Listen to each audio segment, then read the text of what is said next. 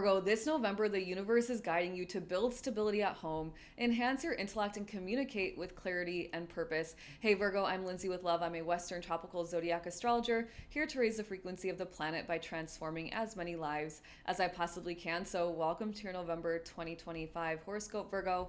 I've got you here, I've got my computer and my notes down here, and so every once in a while, I will look down at my computer to make sure that I'm delivering you the most accurate information. So, let's go. We're going to look at the personal planets. We'll look at the full moon and the new moon, and then you will be on your way to such a successful November. So, Virgo, starting off, Mercury is hanging out in Sagittarius. And remember, Mercury is your mindset, it's your intellect, it's your communication style, it's your ability to receive knowledge and understand knowledge. And in the sign of Sagittarius, this is like visionary energy, it's like bird's eye view energy, big picture energy, it's expansive energy, so like big dreams, big visions. Now, for you, Virgo, this energy is hanging out in the part of the sky that involves your home and your family life. So, Mercury in the home. Mercury wants things organized. Mercury wants to get things done. Mercury wants nice routines that are effective and efficient and productive. Mercury in the home is all about, nice communication within the family unit. Everybody knows what's going on. There's no, tension or anything like that. This is also the part of the sky that involves the relationship you have with your mother. And so Mercury in this part of the sky says maybe you're repairing a relationship, you're in more direct communication with your mother. It's also the part of the sky that involves your ancestry, your family lineage. And so you might be interested in that at the beginning of this month, really kind of wondering about where you came from, what your roots are, family values, family traditions, things like that. Now, from a more tangible perspective, this is the energy of the home, the house, like the physical house you live in, and the land that you live on. And so I'm really thinking it's like Mercury, you're like, should we buy this place? Should we sell this place? Should we build a real estate portfolio? Maybe we need to buy some land, right? You're very into this idea of like land, real estate, owning, things like that. And so you might be focused in on that as well. Then on the 9th of November, Mercury goes retrograde. And so with Mercury retrograde, everybody knows it's kind of like delays, it's miscommunications, it's technology glitches, things moving much slower, not a time to be moving forward, pushing forward, or starting anything new. It's more a time, Virgo, to kind of reevaluate, kind of slow things down. You want to understand things more. It's a time to reassess, review, all those kind of re's, right? Restore, rejuvenate. So a time to kind of slow down the mind. There's some brain fog with Mercury retrograde anyway, and so it's like we want to understand during Mercury retrograde, and one way we're going to do that is by slowing things down. So for you, Virgo, in this part of the sky that involves your home and your family, the most obvious way it might play out is miscommunications within the family, delays in the family. So maybe you're like trying to get stuff done in the house, organized, whatever, and it's like a delay here, a delay there. You're being pulled in a billion different directions. It could be that you have some sort of miscommunication with your mother. Not really the best time to like dive deep into your family history. You're gonna be mumbo jumboed in your brain, so don't feel like any pressure to do that if that's something you were interested in at the beginning of this month. As it relates to like land, houses, if you are buying, selling, I would just be very cautious, be mindful, read the small print, make sure you're reading the contracts, having the, what's the person called that goes and like checks out the house, whatever, and make sure it's all good. I can't think of the name right now, but you're making sure that like everything is up to par and like this is really what you're buying. Typically Mercury retrograde is not the best time to be making big purchases. If you started the contract and the process before the retrograde, no worries. If anything, retrograde might just kind of delay the process, might kind of prolong and kind of expand things out, might take a little bit more time. But once again, really, I would say if you can, wait on signing any big contracts or anything like that until post shadow period, or at least when Mercury goes direct. So on the 20th of this month, Mercury will go even further retrograde and now into Scorpio. And now you've got this retrograde energy in the part of the sky that involves your ability to learn, to understand, your mindset, your thoughts, your speech, written communication, verbal communication, communication in your neighborhood, communication with your siblings, short distance travel. And so with Mercury retrograde here, you might just feel like you can't form a complete sentence to save your life, Virgo. It's like if you're trying to learn something new, it's not going to stick. You're just going to be like, what is happening, right? Brain fog. Just chill out, right? Don't push it, don't force it.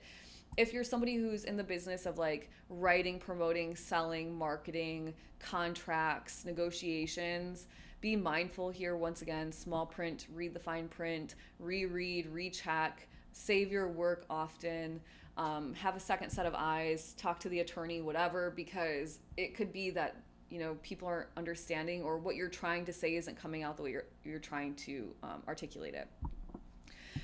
With Mercury retrograde here in this part of the sky that involves your neighborhood, there could be miscommunications in the neighborhood, miscommunications with your siblings. If you are traveling a short distance, like a little weekend getaway close to home, things that you might be hitting traffic, something like that. So just give yourself a little bit extra time, right? We're not going to fall victim to Mercury retrograde at Lindsay with Love. We're just going to be mindful that it's occurring, that it's an energetic potential in the sky, which means you do not have to participate. It's just a potential, right? And once we know the potential, we can say, oh, well, that's just Mercury retrograde. So we don't have to spiral. We don't have to crash out. We don't have to fight with our husband or our wife, right? Our spouse, partner, whoever. Okay. Things clear up by the end of the month on the 29th. Mercury goes direct in the sky. I think post shadow is until about the 16th or so, mid-December. So with Mercury direct in the part of the sky, once again, that involves your mindset, your communication, things loosen up. Everything is clear now. You're like, oh my gosh, like, geez, I finally get it, right? It's a good time to learn something new. You can go back to selling, marketing, promoting, sharing, speaking, doing all the things in a normal voice, how you normally do it, and it will be working out fine for you. All right, Virgo, before we talk Venus, the energy of love and money, you know what to do. Hit the subscribe button if you're a Virgo, if you know one in your life, you have one in your life, or Virgo, if you are interested in transforming your life, connecting to your energetic body, connecting to your spirituality. This is what I'm all about here at Lindsay with Love. I'm posting videos around transformation, subconscious reprogramming, sleep hypnosis, astrology that's throughout the month rather than just these general videos. And if you're a female listening and you are interested in joining the Cosmic Collective, ready to truly step into your empowerment, to become so confident, so fearless, so brave, to actually create a life you want to live when your heart is like pulling you to live, then I say click the description box below and check it out. You will not be disappointed if you join us. It is such a powerful place. All right, let's talk Venus. Venus starts off in Libra. Venus has been in Libra since about mid-October. Venus in Libra feels very calm, peaceful, charismatic, magnetic, artistic, beautiful, zen. It's just a good vibe. Venus in rulership in Libra, right? And Venus in this part of the sky for you that involves your money, hell yeah, Virgo, things are good. Venus in this part of the sky energetically about your self-worth, right? Venus, the energy of love. So it's a good time to step into your worthiness. Virgo, you are worthy, period. I will never stop reminding you. I had a coach for human design, Dr. Karen Curry Parker. She is one of the students of Ra Uru who channeled human design. My body gets chills when I tell this story. It's just so cool to me that I got to be like 1 degree away, right? I got to study under somebody who studied under, and that's super cool to me. And she taught me that we are worthy, all of us, period. There is nothing to do. There's no qualifiers. Born worthy, ready, always worthy. Now, forever and ever, right? And so Virgo, remind yourself of that, because in this second house, your worthiness says, I feel worthy, so I'm going to showcase my gifts and my talents. And when I showcase my gifts and talents, I'm going to draw money and material resources to me that represent security. Okay, so the worthiness is really a big component of this part of the sky. So Venus is saying, fill yourself up with love. You are so worthy. Venus in this part of the sky is bringing charisma and confidence to you to showcase your skill set, and you're magnetic when it comes to money and other material resources. So you can expect nice, abundant flow throughout the first half of this month, first beginning of this month, and then the back half of October. Then on the 6th of November, Venus now shifts into Scorpio. Now, Venus in Scorpio is passionate. It's intense. Scorpio says things are black and white, and Venus says, no, things are balanced. So let's surrender. Let's go into flow state. And so I've been recommending to all of the signs, Virgo, that it's a great time to practice this idea of Wu Wei, which is a Taoist or Taoist tradition, principle, depending on which literature you read. And it's basically pretending you're a river and going with the flow. Like the river does not come up against a rock and try to smash through. Like, come on, let me get through, right? The river just says, oh, there's a rock in the way. Let me just go around, right? And so it's such a beautiful principle. And my life has just completely opened up just so effortlessly ever since I've been practicing it. So you might be interested in that too, with Venus in Scorpio here, Virgo. And if you're interested, it's spelled W-U-W space W-E-I, Wu Wei. Okay, so Venus then on the 6th, when shifts into Scorpio, once again into the part of the sky that involves your mindset, your ability to communicate, to learn. This is super powerful because if you think about the manifesting formula, like very generally, you've got to have the mindset right, the speech has got to be right, the heart has got to be in it, and the actions have got to be aligned. And with Venus in this part of the sky, you've got your mindset filled with love. Your words are magnetic. So you've got half the formula, right? You speak out of the heart. You send out your words in a high vibrational way, and you just take the right action. You promote, you market, you sell, because Venus has you super magnetic. So send it out, right? This is a great time to be writing, publishing. It's a great time to learn something new, follow a curiosity. Of course, if you are in the business of marketing, promoting, and selling, and quite frankly, I don't know who isn't, even if you're working for yourself or somebody else, you are still marketing, promoting, and selling every single day. If you're working for somebody else, you're doing that to your boss and your boss and your boss's boss in meetings, right? You're like, I'm the one that gets promoted next. And if you're working for yourself, you're doing that every day out into the world. So it's a really powerful time to do all those things because Venus, the energy of money, is going to draw them to you. All right, let's talk Mars. Mars, the planet of action, starts off in Scorpio, but then on the 4th of the month shifts into Sagittarius. So we'll take it from there. Mars, physical inertia, physical energy, motivation, taking action, assertiveness in Sagittarius, very adventurous, playful type energy, wants to expand and is a little bit restless perhaps, right? A little bit. So for you, this energy is happening in the part of the sky for you that involves your home and your family life.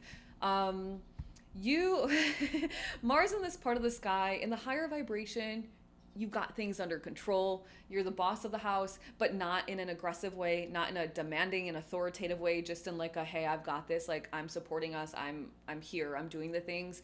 You might be interested in like remodeling the home, doing things, or working with the earth in some way. You might be interested in like reorganizing within your home, getting rid of stuff. This is physical energy in your home space.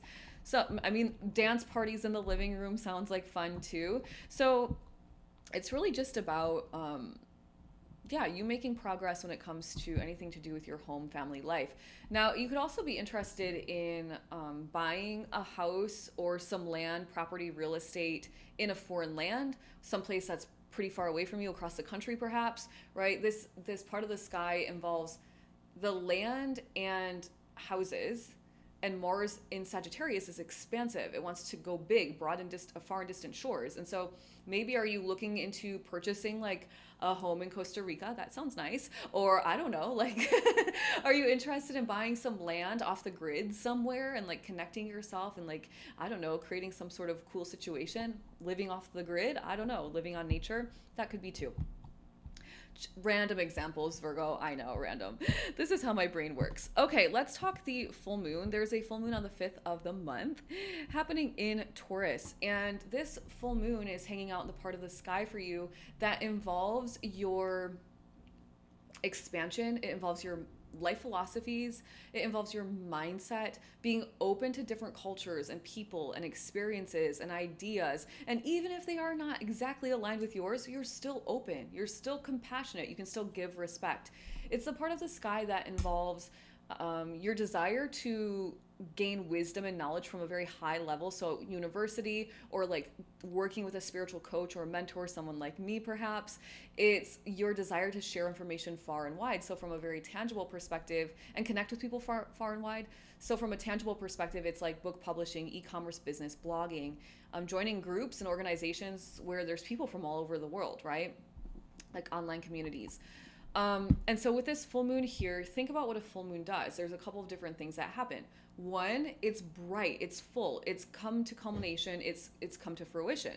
So it could be that something that you launched about 6 months ago, about April, is finally coming to fruition in this part of the sky. Maybe you've been working, Virgo, on releasing limiting beliefs so you can open yourself up to abundance and expansion. Maybe you started studying something new, a 6-month course, and now you're finalizing it, you're graduating, you're getting your certificate, whatever it is. If you're interested in becoming a Reiki healer really quickly, I do offer a Reiki Master Energy Healing Certification course. You can find it at lindsaywithlove.com, and all my services are in the description box below.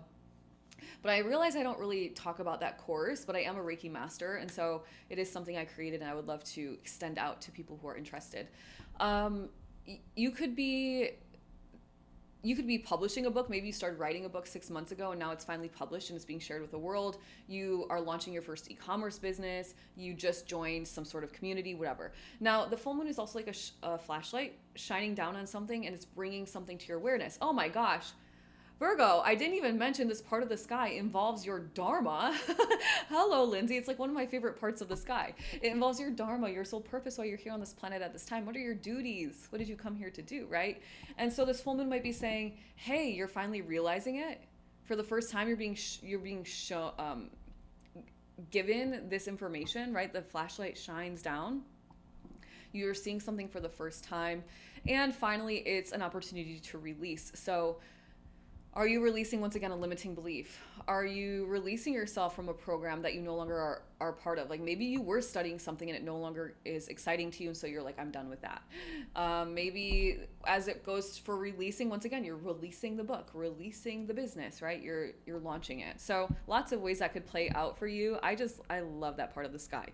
And finally, Virgo, on the 19th of the month, there is a new moon happening once again in the part of the sky for you that involves your mindset, your intellect, your ability to communicate, to learn something new, to market, promote, sell, to connect with your neighborhood, to have strong relationship with your siblings if you have siblings, to take short distant trips. And so if you have desires around any of those things, Virgo, it's a great time to launch them out so God, Source, Universe, Creator can start working on them. All right, Virgo, have an amazing November. I'll see you back here soon.